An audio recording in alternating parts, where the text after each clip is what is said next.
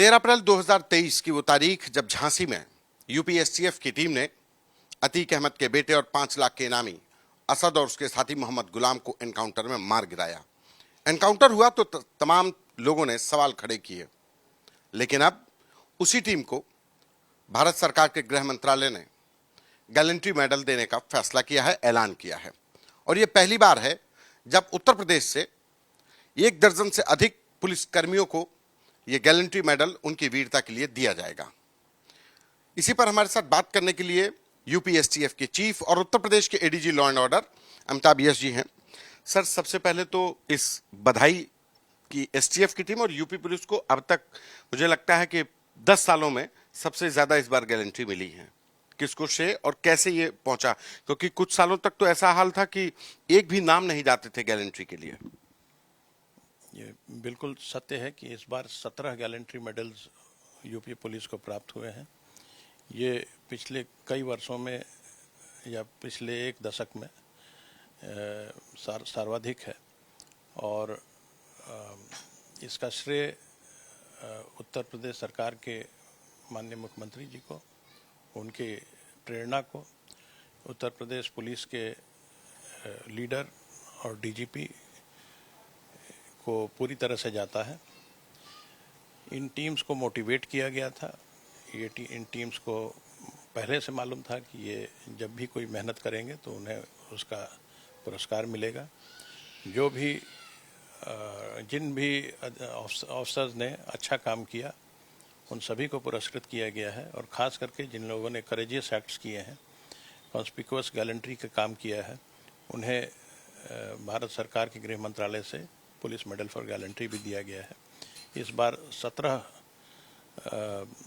कर्मचारियों को 4 अलग अलग कार्यों के लिए गैलेंट्री मेडल मिले हैं।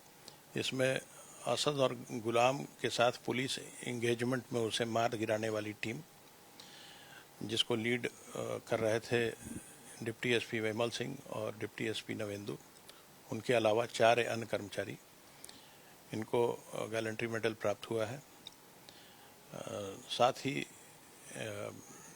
कल्लू मेहरबान पुत्र कल्लू को, जो कि 1 लाख का इनामी था, उसे जनपद बुलंदशहर में मार गिराने के लिए सब इंस्पेक्टर जितेंद्र सिंह और एसआई राकेश चौहान को गैलेंट्री मेडल मिला है। इस टीम में 2 अन्य कर्मचारी भी हैं। साथ ही इटावा में बिकरू कांड, हमारा इनफेमस बिकरू कांड के अभियुक्त प्रवीण दुबे को इटावा पुलिस की टीम ने मार गिराया था। इसके लिए भी इंस्पेक्टर जेपी सिंह और एक अन्य कांस्टेबल को गैलेंट्री मेडल प्राप्त हुआ है।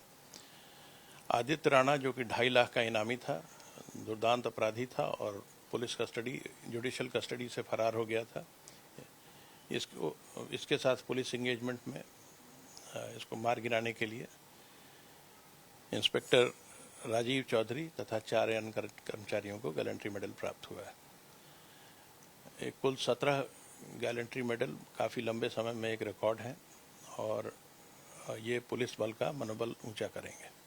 सर, अगर असद और गुलाम के एनकाउंटर की बात करें, जब ये उमेश पाल हत्याकांड हुआ उस समय पर यूपी पुलिस सबसे ज्यादा दबाव में थी। दिन दहाड़े हत्या हुई और वो भी उसमें सीसीटीवी में तस्वीरें आई। और 24 फरवरी 2023 से 13 अप्रैल 2023 ये वक्त कैसा था एसटीएफ के लिए, खासकर क्योंकि उम्मीदें लोगों को एसटीएफ से ज्यादा थीं? इसमें कोई शक नहीं कि उत्तर प्रदेश पुलिस और पूरा का पूरा क्रिमिनल जस्टिस तंत्र दबाव में था, क्योंकि जिस तरह से ये हत्या हुई थी उससे यह साफ हो गया था कि कोई भी व्यक्ति जो किसी बड़े अपराधी के विरुद्ध गवाही दे रहा है, चाहे उसको सरकारी सुरक्षा क्यों न प्राप्त हो, वो सेफ नहीं है। ये हमारे क्रिमिनल जस्टिस सिस्टम की बेस पर ही प्रहार था, क्योंकि अगर कोई भी व्यक्ति गवाही नहीं देगा तो प्रोसिक्यूशन संभव ही नहीं होगा। इसके लिए ये अत्यंत आवश्यक था कि इन अपराधियों को जल्द से जल्द तलाश कर उन्हें कानून के दायरे में लाया जाए। और उत्तर प्रदेश पुलिस की कई जनपदों की टीम्स इस कार्य में लगी हुई थी। इसमें प्रयागराज के जनपद की भी ने भी पूरी कोशिश की थी और साथ ही एसटीएफ लगभग पूरी एसटीएफ इसी कार्य में लगा दी गई थी। बहुत कम ऐसे मौके रहे हैं जब किसी एक ऑपरेशन में एसटीएफ की सारी टीमों को लगा दिया जाता है।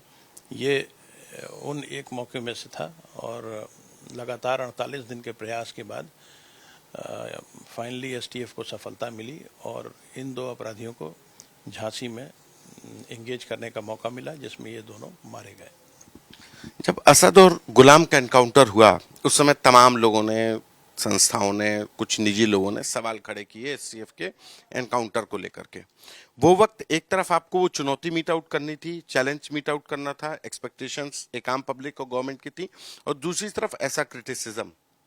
उस बीच में कैसे बैलेंस किया? क्योंकि एक तरफ टीम भी थी जो दिन रात काम कर रही थी और अब उसी टीम को गैलेंट्री मिला है, तो एक तरीके से मोहर है कि जो यूपीएससीएफ ने काम किया और जो लोग सवाल खड़े कर रहे थे।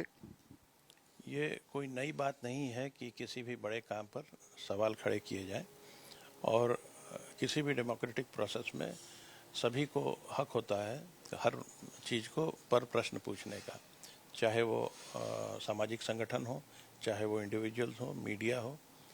और कई गवर्नमेंट इंस्टीट्यूशंस क्रिएट किए गए हैं जो इन सवालों का जवाब देते हैं अथवा पुलिस की कार्यों पर निगरानी करते हैं। कोई भी इनकाउंटर या पुलिस एंगेजमेंट ये कई स्तरों पर स्क्रूटनी से गुजरता है। सबसे पहले तो इसकी पुलिस से इंडिपेंडेंट इंक्वायरी होती है। जिस पुलिस यूनिट ने एंगेजमेंट किया होता है उसके अलावा कोई अन्य पुलिस यूनिट जांच करती है। इस जांच के परिणाम को न्यायालय भेजा जाता है, जहां वो न्यायालय की स्क्रूटनी से गुजरता है। वहां भी अगर किसी को कोई बात कहनी है इन्वेस्टिगेशन के अगेंस्ट तो न्यायालय के समक्ष रख सकता है। इसके अलावा मजिस्ट्रियल इंक्वायरी होती है, मजिस्ट्रेट द्वारा पब्लिक अनाउंसमेंट किया जाता है और कोई भी व्यक्ति वहाँ अपनी बात कह सकता है। कुछ केसेस में जुडिशल स्क्रूटनी भी होती है, जैसा कि इस केस में हुआ है असद और गुलाम के इनकाउंटर में। और ये पुलिस एंगेजमेंट बिल्कुल ही सही पाया गया। साथ ही स्टेट ह्यूमन राइट्स कमीशन और नेशनल ह्यूमन राइट्स कमीशन को भी ऐसे केसेस की रिपोर्ट भेजी जाती है। उनके पूरे सीन, क्राइम सीन के रिक्रिएशन, पोस्टमार्टम रिपोर्ट्स आदि सब कुछ प्रेषित किए जाते हैं। इसके अलावा जो पुलिस इंक्वायरी है उसके रिजल्ट्स और मजिस्ट्रियल इंक्वायरी के रिजल्ट्स भी भेजे जाते हैं और ये दोनों ऑर्गेनाइजेशंस उसको स्क्रूटनाइज करते हैं। इन सभी की स्क्रूटनी के पास होने के बाद ही कोई इनकाउंटर या एंगेजमेंट किसी भी रिवॉर्ड के लिए भेजा जा सकता है और ऐसा ही इस केस में भी किया गया। और भारत सरकार द्वारा ऐसे वीर कर्मचारियों को जिन्होंने अथक मेहनत भी की थी, अथक परिश्रम किया था, उनको गैलेंट्री मेडल प्राप्त हुआ। ये हम लोगों के लिए खुशी की बात है। पूरे उत्तर प्रदेश पुलिस को इस पर गर्व है और उनका मनोबल भी बढ़ा है। सर, एसटीएफ के इतिहास की बात करें, चूंकि आप एसटीएफ से बहुत अच्छे से जुड़े रहे। एसटीएफ की शुरुआत उत्तर प्रदेश को दहलाने वाले श्री प्रकाश शुक्ला को एलिमिनेट करने के लिए हुई। उसके बाद जब आप आए तो 10वीं उन्मूलन एक तरीके से ऑपरेशन शुरू हुआ। 10वीं उन्मूलन के बाद उत्तर प्रदेश से माफियाओं का सफाया। आज के हालात में कैसे देखते हैं कि अभी कितने और भी क्या चैलेंजेस हैं, कैसे देखते हैं? माफियाओं में बड़े नाम चाहे अतीक अहमद या मुख्तार अंसारी, विभिन्न परिस्थितियों में वो आज नहीं है, मारे गए, लेकिन अभी भी क्या देख रहे हैं कि माफियाओं का चैलेंज है उत्तर प्रदेश के लिए? किस तरीके से कोई गैंग अभी सक्रिय है? जो उत्तर प्रदेश के बड़े माफिया थे उनके लीडर्स अब इस दुनिया में या तो नहीं हैं, कुछ जेल में हैं और या फिर बिल्कुल ही शांत बैठे हुए हैं। तो इस बात में कोई शक नहीं कि माफियाओं की जो एक्टिविटीज़ थी वो इस समय बिल्कुल शांत हैं। कुछ बड़े माफिया लीडर्स एलिमिनेट हुए हैं अथवा परिस्थितियों से उनके जीवन लीला समाप्त हो गई है। तो लेकिन उनके गैंग्स अभी भी हैं और उन गैंग्स पर लगातार उत्तर प्रदेश पुलिस कार्य करती रहती है, कार्रवाई करती रहती है। उन गैंग्स के कई लोग अभी वांछित हैं, फरार हैं, और उनको भी न्याय के जद में लाना अत्यंत आवश्यक है। इसके अलावा नए नए चैलेंजेस उभर रहे हैं। अभी हम लोगों ने कुछ वर्षों से देखा कि कॉम्पिटिटिव एग्ज़ाम्स और रिक्रूटमेंट एग्ज़ाम्स का पेपर लीक होना, ये स्वयं में इसने एक ऑर्गेनाइज्ड माफिया का रूप ले लिया है, और इसको लगातार यूपी एसटीएफ कंट्रोल करने की कोशिश करती रही है। काफ़ी हद तक उत्तर प्रदेश में कंट्रोल भी किया है, लेकिन इसका फैलाव पूरे देश में हो गया है, और इनको एलिमिनेट करना पूरी तरह से अत्यंत आवश्यक है। इसके लिए बहुत ही कड़े कानून उत्तर प्रदेश में बनाए गए हैं, और मुझे पूरा विश्वास है कि बहुत जल्दी ये समस्या भी समाप्त होगी। उत्तर प्रदेश में सर पुलिस भर्ती परीक्षा होने जा रही है। अभी आप लोगों ने जब टीटी और उत्तर प्रदेश पुलिस की जो पेपर लीक हुआ उसमें तमाम गिरफ्तारियां की, लेकिन सामने फिर चैलेंज है। इसमें कोई शक नहीं कि यह चैलेंज बना रहेगा। ये ऐसे अपराध हैं जो समाज को बहुत ज़्यादा प्रभावित करते हैं। हमारे जो होनहार सपूत हैं वो डिस्करेज हो जाते हैं, और नॉन डिज़र्विंग लोग ऐसे एग्ज़ाम्स में चयनित हो जाते हैं जहां फिर वो आगे परफॉर्म नहीं कर पाएंगे। अगर इंजीनियरिंग कॉलेजेस में, मेडिकल कॉलेजेस में नकल करके कोई प्रवेश पा लेता है तो ये आगे हमारी व्यवस्था के लिए बहुत बड़ा चैलेंज हो जाएगा। उसी तरह अगर नौकरियों में इस प्रकार की समस्या आती है तो ये एक सिक्योरिटी थ्रेट भी है, और साथ ही हमारे पूरी व्यवस्था के लिए एक समस्या उत्पन्न होगी। तो लेकिन इस पर यूपी सरकार पूरी तरह सजग है। यूपी के सारे पुलिस ऑर्गेनाइजेशंस भी इस पर काम कर रहे हैं। खास करके एसटीएफ इस कार्य में स्पेशलाइज कर गई है। मुझे इस बात को कहते हुए बहुत गर्व है कि यूपी में, पूरे देश में यूपी एसटीएफ ही एक स्पेशलाइज्ड पुलिस ऑर्गेनाइजेशन है जो ऐसे कार्यों पर सघन दृष्टि रखता है और लगातार कार्य करता है, और उसको एग्ज़ाम करने के प्रोसेसेस में और एग्ज़ाम के में होने वाले प्रॉब्लम्स, इन्फिल्ट्रेशंस को डिटेक्ट करने में महारत हासिल है। एक आखिरी सवाल, आपको भी लगता है कि उत्तर प्रदेश में तमाम माफिया जो गैंग्स हैं वो जब एसटीएफ का नाम सुनते हैं या अमिताभ यश का नाम सुनते हैं तो उनको पसीने छूट जाते हैं?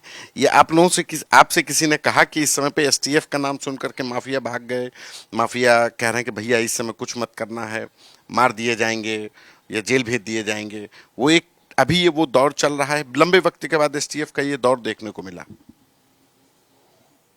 ये इस तरह की बातें अक्सर सुनने को मिलती हैं। कोई भी व्यक्ति इंस्टीट्यूशन से बड़ा नहीं होता। ये बिल्कुल सत्य है कि एसटीएफ ने पिछले 27 वर्षों में जो कार्य किए हैं उससे उसमें काफ़ी सफलताएं अर्जित हुई हैं। खास करके पिछले 7 वर्षों में एसटीएफ ने अपनी टैक्टिक्स और स्ट्रैटेजी दोनों को सुधारा है। पहले भी एसटीएफ काम करती थी लेकिन उसमें स्ट्रैटेजी का एलिमेंट नहीं होता था। टैक्टिकल लेवल पे एसटीएफ हमेशा बहुत अच्छा कार्य करती रही। एक अंग्रेजी में कहावत है कि if the tactics is bad and the strategy is good, it is going to be a slow march to victory. But if the tactics is good and strategy is bad, then it is only the noise before the defeat. तो strategy को सुधारना ये अत्यंत आवश्यक था, और एक परिष्कृत स्ट्रैटेजी का इस्तेमाल करके, जिसमें सिर्फ एसटीएफ ही नहीं पूरा उत्तर प्रदेश शासन माननीय मुख्यमंत्री जी के निर्देश पर शामिल हुआ। उस कारण से आज माफिया बैकफुट पर है, और ये हमारे लिए बहुत गर्व की बात है।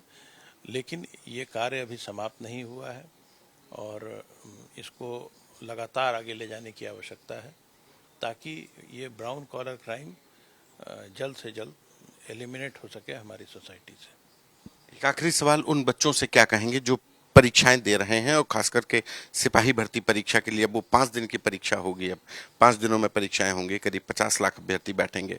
उनके लिए क्या संदेश बतौर एडीजी लॉ एंड ऑर्डर? मैं उनसे कहना चाहूँगा कि आप सभी बिल्कुल शांत मन से बिल्कुल निश्चिंत भाव से इस परीक्षा को दें। एसटीएफ, उत्तर प्रदेश पुलिस, उत्तर प्रदेश शासन सभी मिलकर इस परीक्षा को पूरी तरह से शुचितापूर्ण वातावरण में कराने के लिए कटिबद्ध हैं और हम लोगों को पूरा विश्वास है कि ये एग्ज़ाम बहुत ही सफलतापूर्वक होगा। चैलेंजेस इसमें होंगे, लेकिन उन चैलेंजेस को लगातार एलिमिनेट किया जा रहा है, उनको फेस किया जा रहा है और आगे से किसी को भी कोई समस्या इस प्रकार की नहीं आएगी। धन्यवाद। ये हमारे साथ उत्तर प्रदेश के एडीजी लॉ एंड ऑर्डर और यूपीएसटीएफ के चीफ अमिताभ यश, जिनका कहना है कि यूपीएसटीएफ ने अपनी टैक्टिक्स और स्ट्रेटेजी बदलकर जो नतीजे दिखाए हैं उसी की वजह है कि आज उत्तर प्रदेश में माफिया या तो मारे गए या फिर वो उत्तर प्रदेश छोड़कर चले गए। वहीं दूसरी तरफ भरोसा उन नौजवानों के लिए जो परीक्षा देने जा रहे हैं, उनको भरोसा दिया गया कि वो मेहनत करें, ईमानदारी से परीक्षा दें, क्योंकि परीक्षा में सेंधमारी करने वालों के पीछे यूपी पुलिस और यूपीएसटीएफ की टीमें हैं। कैमरा पर्सन संदीप के साथ संतोष कुमार, आज तक।